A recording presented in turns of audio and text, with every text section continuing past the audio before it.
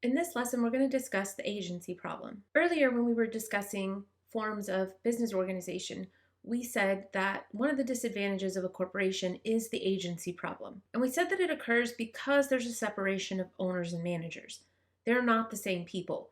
Owners have hired managers to represent their interest. And that's the agency relationship. In an agency relationship, a principal hires an agent to represent that principal's interest. So another way of saying that when we're talking about the shareholder firm manager relationship is that these shareholders or stockholders have hired managers to manage their firm and to look after the stockholders' interest. The agency problem occurs when there's a conflict of interest between stockholders and managers. It happens because the managers are not owners. So an example of when this can occur is when a manager may have different options for projects to pursue. Option 1 may involve losses for the first few quarters, but may have very high payoffs in later years, and so it may have a really high value. Option 2 may involve profits immediately, but maybe they're small profits, so it has a smaller value. If the owner was making the decision, they'd probably choose option 1 because it has the higher overall value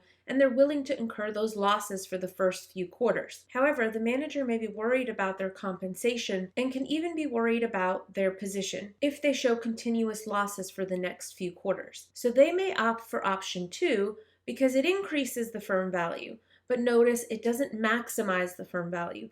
Option 1 would have maximized the firm value. So what happens is the manager could be making decisions that are increasing firm value, just not maximizing it. And it's because they have conflicting interests. They're interested in their compensation, they're interested in keeping their position, and so they may not necessarily make the decisions that are in the interest of the stockholders and maximizing value. In order to align managers' interests with their own, shareholders bear what are called agency costs. So these are costs that are incurred by the shareholders in order to align managers' interests with their own.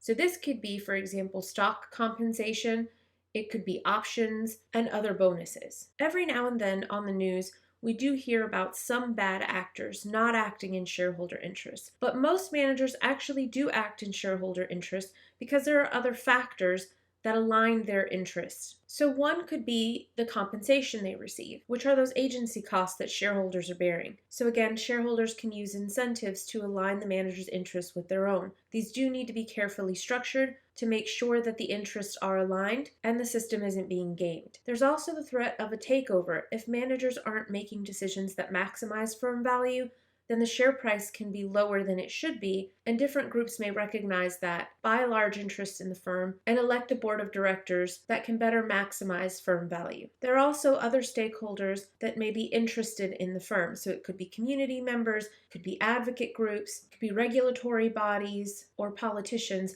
that are interested in the goings-on in the firm. And overall, managers do want to be known as good managers. It does increase their compensation if they're known as good managers.